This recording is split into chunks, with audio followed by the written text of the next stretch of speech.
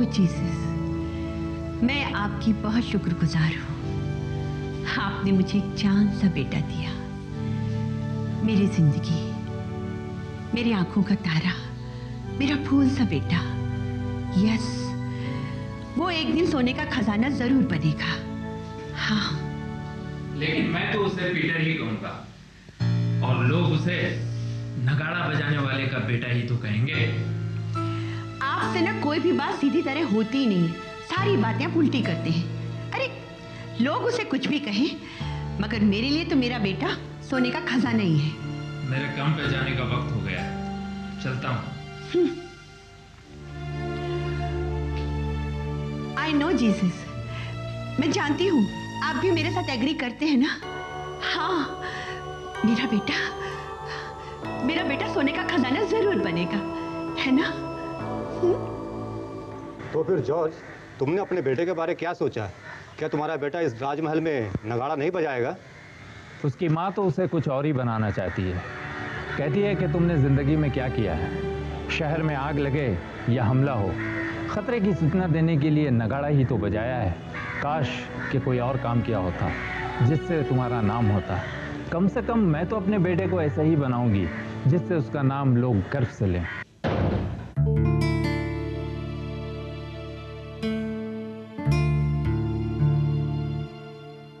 क्या हुआ बेटे? ये चोट कैसे लगी? झगड़ा हुआ क्या? हाँ माँ, लेकिन मैंने भी उसे ऐसा मारा है कि याद रखेगा। झगड़ा नहीं करते बेटे। लेकिन माँ, झगड़ा मैंने शुरू नहीं किया था। जेम्स ने मुझे गाली दी थी, कहा कि नगाड़ा बजाने वाले का बेटा गेंद क्या फेंकेगा। माँ, नगाड़ा बजाना कोई बुरा काम है क्या? देख लेना, एक दिन मैं भी नगाड़ा बजा कर ही दिखा दूंगा कि मैं क्या हूँ। मैं जानती हूँ बेटा। पीटर, सुना है कि तुमने जेम्स को मुक्के मारे हैं?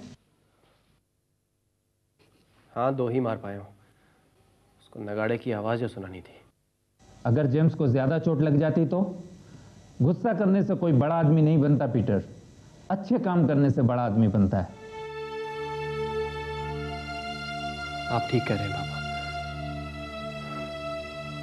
और देख लेना, एक दिन मैं भी आपको बड़ा आदमी बनकर दिखा दूंगा। देख लीजिएगा। पीटर बेटे, मैं चाहता हूं कि तुम एक संगीतकार बनो। तुम जब जब मेरे घर आए और तुमने वायलिन बजाने की कोशिश करी तो मुझे ऐसा लगा कि तुम्हारे भीतर एक कलाकार छिपा हुआ है। लेकिन लोग मुझे छोटे आदमी का बेटा क्यों कहते हैं? क्या नगाड़ा बजाने वाला छोटा आदमी होता है? नहीं बेटे, वो तो ताल को समझने वाला एक महान व्यक्ति होता है। वो मूर्ख हैं जो नगाड़ा बजाने वाले को छोटा समझते हैं। हमें उनकी परवाह नहीं करनी चाहिए। कलाकार जाति और धर्म के भेदभाव में नहीं पड़ता। अच्छा तुम बताओ, मैं कौन हूँ? आप शहर के नामी संगीतकार हैं, राजा के दरबार के सबसे बड़े संगीतकार। लेकिन जानते हो मेरे पिता क्या करते थे? नहीं। मेरे पिता राजा के बर्तन धोने का काम करते थे। अच्छा, तो आप संगीतकार कैसे बन गए? क्योंकि मैं संगीतकार ही बनना चाहता था। लेकिन लोगों ने आपको चिढ़ाया नहीं कि बर्तन धोने वाले का बेटा संगीतकार बनने चला है? बहुत चिढ़ाया बेटे, लेकिन मैंने किसी की बात का बुरा नहीं माना। लेकिन अगर कोई मुझे कहता है ना कि मैं नगाड़ा बजाने वाले का बेटा हूँ, मैं तो उसकी धुनाई कर देता हूँ। गलत करते हो बेटे। मैं चाहता तो मैं भी उनकी पिटाई कर सकता था, लेकिन मैंने ऐसा नहीं किया क्योंकि मुझे मालूम था कि मुझे क्या बनना है। लेकिन मुझे तो सेना में सिपाही बनना है, क्योंकि सेना के सिपाही मुझे बहुत अच्छे लगते हैं। वो तो ठीक है, लेकिन मैं फिर भी कहूँगा कि तुम में संगीतकार बनने के सारे गुण हैं और तुम्हें संगीत ही सीखना चाहिए। जीसस, मैं अपनी जिंदगी में कुछ करना चाहता हूँ। इस देश के लिए कुछ करना चाहता हूँ। मेरी मदद करो जीसस, ताकि मैं एक अच्छा सैनिक बन सकूं और अपने देश के लिए अपनी जान तक दांव पर लगा सकूं। Please help me Jesus, please.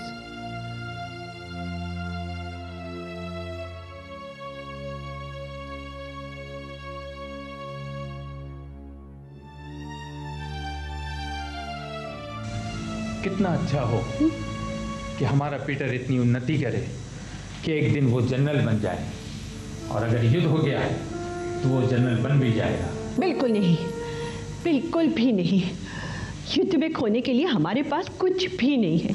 Yes God, हमारे पास कुछ नहीं है। जरा सोचो तो, जब वो जनरल बनकर वापस आएगा तो हमारा सर गर्व से ऊंचा हो जाएगा।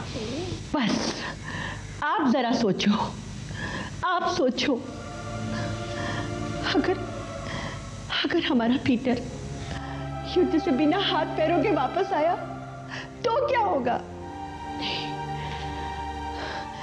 इससे अच्छा तो मैं अपने सोने के खजाने को अपने पास रखूंगी। हाँ, कहीं नहीं जाएगा, मेरा सोने का खजाना कहीं नहीं जाएगा। सुना तुमने, युद्ध शुरू होने वाला है। हाँ, हर तरफ यही चर्चा है। ये बहुत बुरी खबर है। युद्ध का होना कोई अच्छी बात नहीं। इसमें हार हो या जीत, लोग तो दोनों तरफ के शहीद होते हैं। ठीक है, देश के लिए कुर्बान होना अच्छा है, लेकिन युद्ध से जो हानि होती है वो बहुत भयानक होती है। जानता हूं, कितनी औरतें विधवा हो जाती हैं, कितनी बूढ़ी माओं के लाल उनके गोद सुनी कर जाते हैं, खून खराबा होता है, चीजों के दाम बढ़ जाते हैं। क्या किसी तरह ये युद्ध को रोका नहीं जा सकता? यही तो मुश्किल है।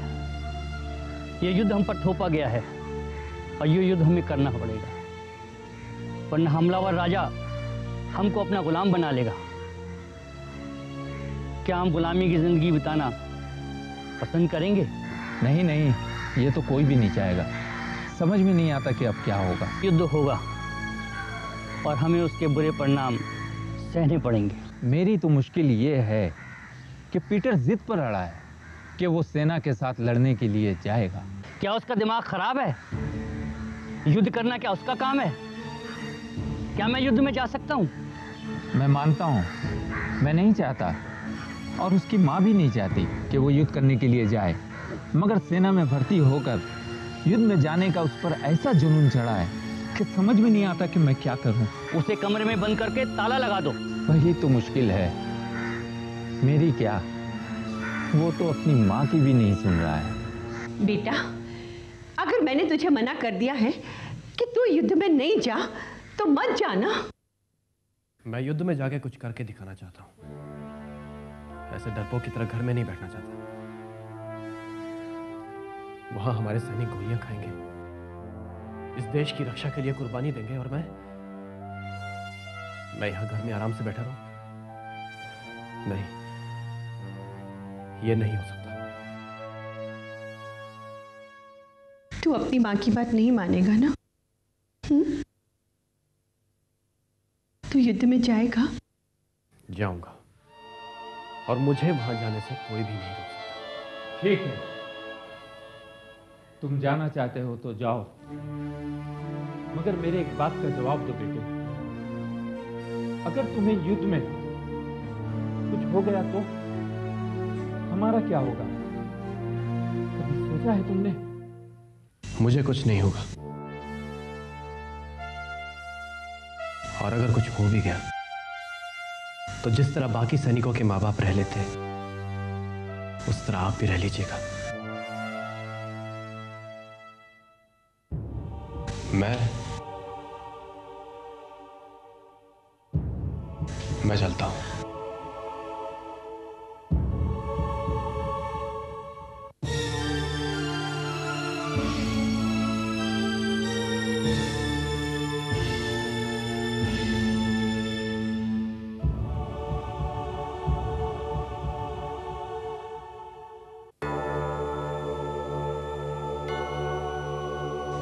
Amen.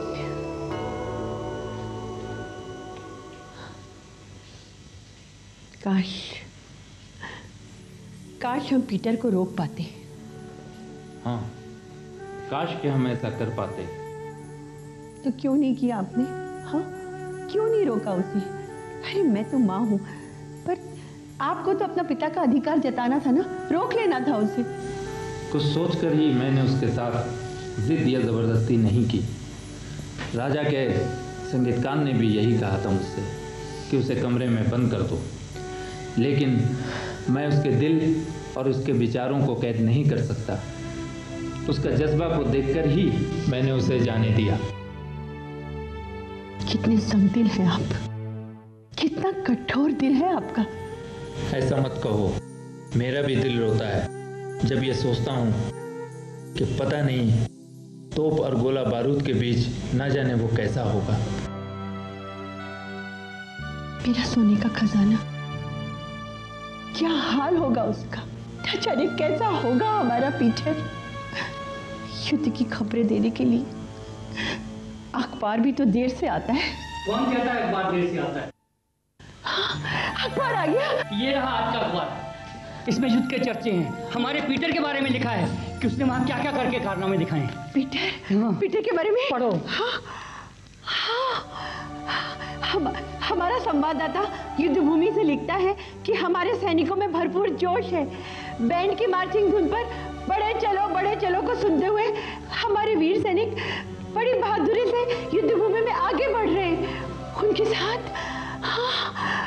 साथ एक नौजवान सैनिक भी है। उसमें गजब का जोश और उत्साह है। उसका साहस देखकर तो बाकी सैनिकों को भी उत्साह और उनका साहस दुगना हो जाता है। वीरता और देशभक्ति के लिए मर मिटने के लिए तैयार पीटर नाम का बालक सैनिकों के लिए प्रेरणा का स्रोत बन गया है। शाबाश मेरे लाल, शाबाश। मुझे तुमसे यही उम्मीद थी। अखबार आगे लिखता है कि हमारे सैनिक हराम शब्द ही भूल गए। युद्ध शुरू हो चुका है। दोनों तरफ से लोग मारे जा रहे हैं। न जाने कितने सैनिकों के हाथ पैर कट गए हैं। बमों के चलने से लाल लाल मांस के लोथड़े उड़ते दिखाई देते हैं। दुश्मन के सैनिकों के तंबू में आग लग गई है। युद्ध का हाल तो और भी भयानक होगा। लेकिन इसमें मेरे सोने के खजाने का क्या हाल होगा? क्या हाल होगा?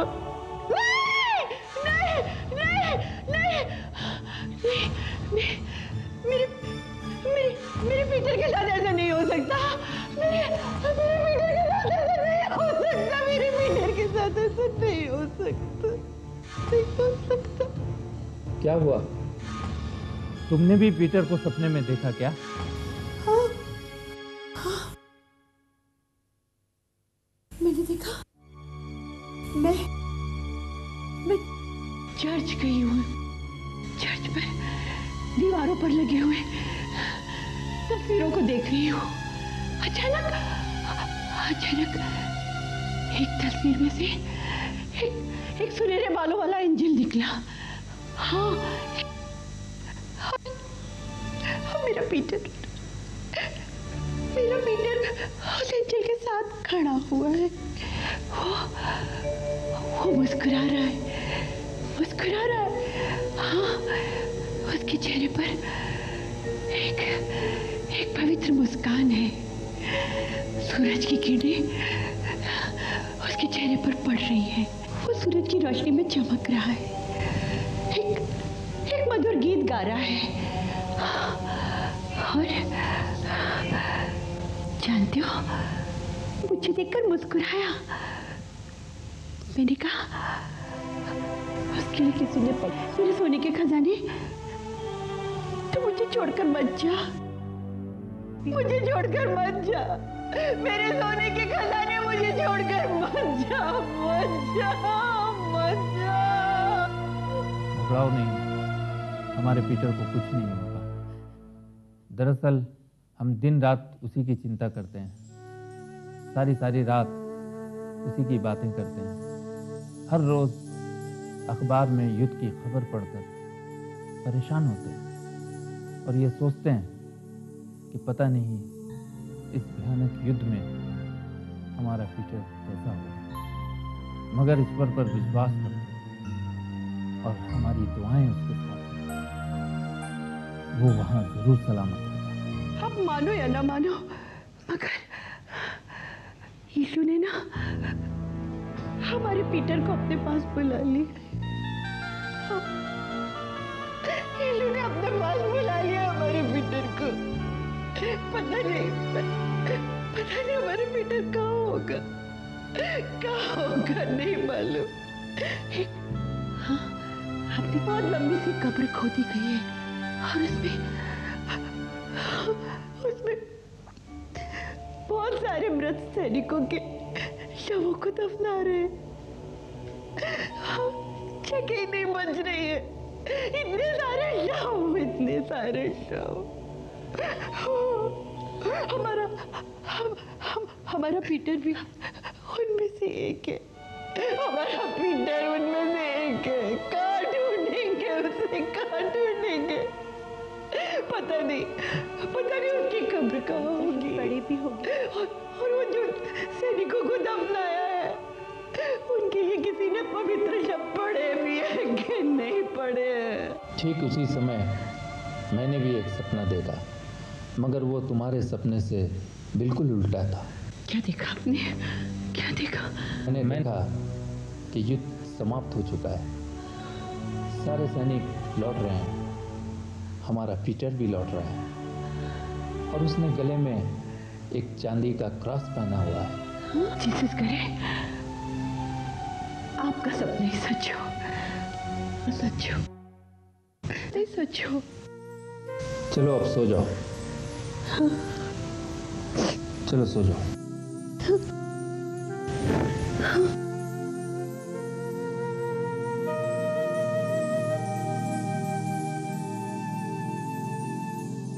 आखिर युद्ध समाप्त हो गया और हम विजयी हुए। हाँ, हमारे देश के इतिहास में पहली बार इतने महीनों तक कोई युद्ध चला है। अब हमारी फौजें लौटेंगी और हम उनका स्वागत करेंगे। हाँ, अब तो हर पल इन आंखों में हमारे पीटर का लौटने का इंतजार ही रहेगा। हौसला रखो, पीटर आएगा और जरूर लौट कर आएगा।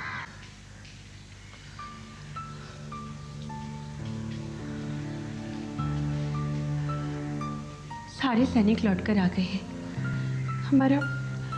हमारा पीटर क्यों नहीं लौटा अब तक? धीरज रखो, लौट रहा होगा। पैदल सेनाओं के लौटने में तो देर तो लगता ही है और फिर जगह जगह जनता उन्हें रोककर उनका स्वागत कर रही होगी। ऐसे में तो देर तो लगती ही है लौटने में। और मैं लौट आया।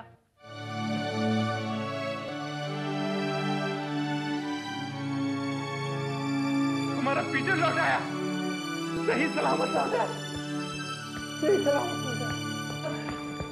अकेले गले लगाते रहोगे उसे? मेरा सोने का कहना था।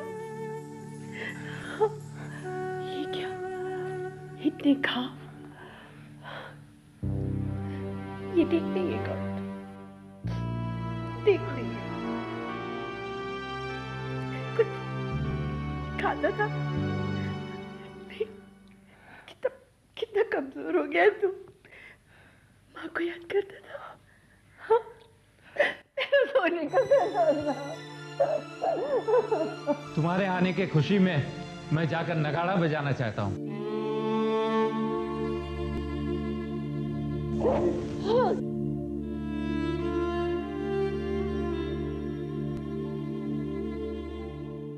खुशी और संगीत का तो एक अटूट रिश्ता है, इसलिए मैं पीटर को संगीत सिखाऊंगा और वो एक दिन महान संगीतकार बन जाएगा।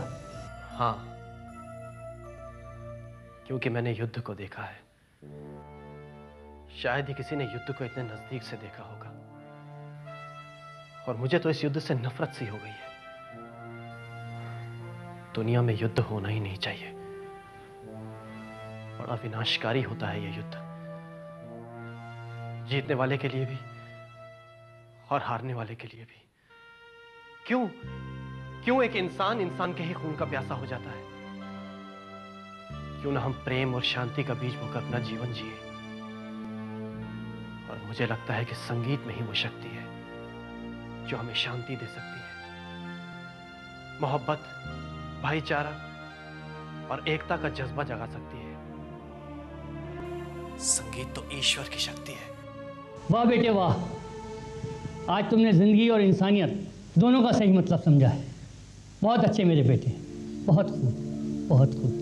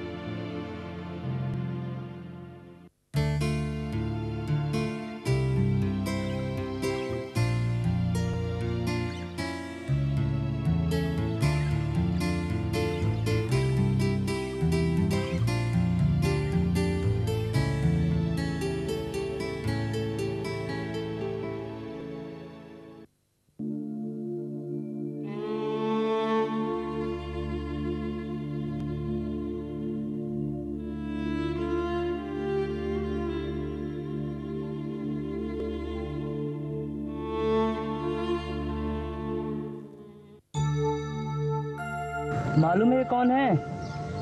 पता नहीं। यही शार्लेट के नए संगीत गुरु हैं। अरे ये पीटर है, नगाड़े वाले का बेटा। हाँ हाँ, लेकिन पीटर आजकल बहुत बड़ा संगीतकार बन गया है। अच्छा? और ये सब बूढ़े संगीतकार का कमाल है। चाहे वायलिन हो या पियानो, पीटर सीधे दिल से बजाता है। ये सब पीटर के महान संगीतकार बनने के लक्षण हैं।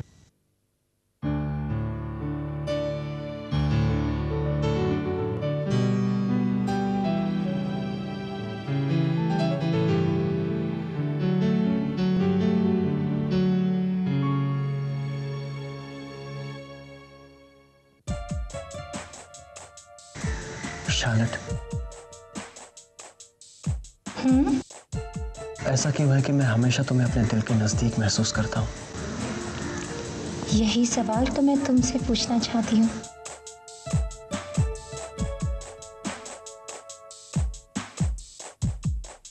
लेकिन डर लगता है कि कहीं करीब आने से पहले हम एक दूसरे से बहुत दूर ना हो जाएं। यही डर मुझे भी लगता है।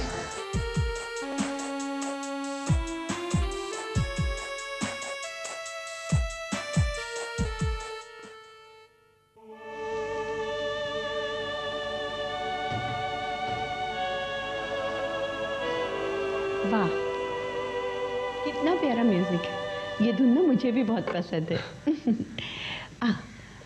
अरे बेटा, तूने खबर सुनी? कैसी खबर माँ? वो सामंत की बेटी है ना शार्लेट, जिसे तू म्यूजिक सिखाता है, उसके बारे में। शार्लेट के बारे में? कैसी खबर माँ? हाँ, वो पार्षद का बेटा है ना, उसके साथ शार्लेट की सगाई कल शाम को हो गई है। अरे वो नानबाई है ना, उसकी पत्नी ने मुझे बताया। नानबाई खुद ये खबर सामंत से सुन के आ रहा था। तेरा चेहरा क्यों उतर गया? ठीक से कुछ खाता पीता भी नहीं है। देखो क्या हालत बना ली अपनी। अच्छा, मैं तेरे लिए दूध गर्म करके लाती हूँ। हाँ, चल तू अपनी प्रैक्टिस कर।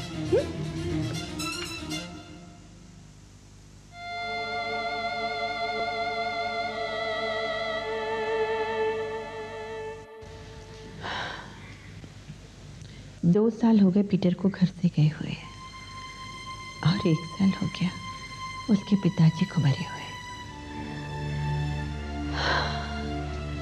मगर पीटर आज तक घर लौटकर वापस नहीं आया। आपको तो मालूम है वो कितना व्यस्त संगीतकार है। घर लौटने का उसके पास समय कहाँ है? वो तो राजा महाराजाओं के आगे संगीत बजाता है। ऐसा सौभाग्य मुझे नहीं मिला, लेकिन मुझे गर्व है कि वो मेरा शिष्य है और आज भी बूढ़े गुरु का आदर करता है। पीटर के पिता का एक सपना था कि पीटर युद्ध में चांदी का क्रॉस लेकर आए। युद्ध में तो उसे चांदी का क्रॉस नहीं मिला, मगर आज जो कुछ भी उसने पाया है ना, वो भी बहुत मुश्किल काम है, हर किसी के बस का नहीं है। आज उसे सम्मान का क्रॉस मिल रहा है। खुश हूँ, बहुत खुश हूँ मैं। काश पीटर के पिता भी ये सब देख पाते हैं। मैं तो कहती हूँ कि तुम एक बहुत सौभाग्यशाली माँ हो।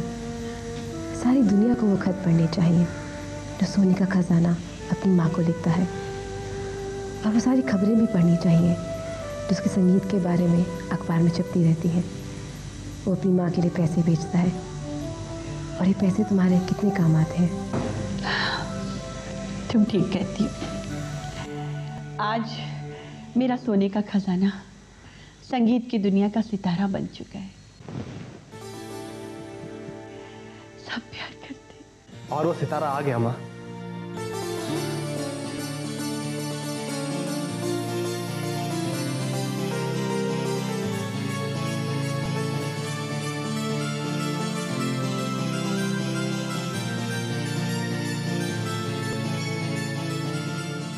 मेरा सोने का खजाना, मेरा सोने का खजाना, तू आ गया।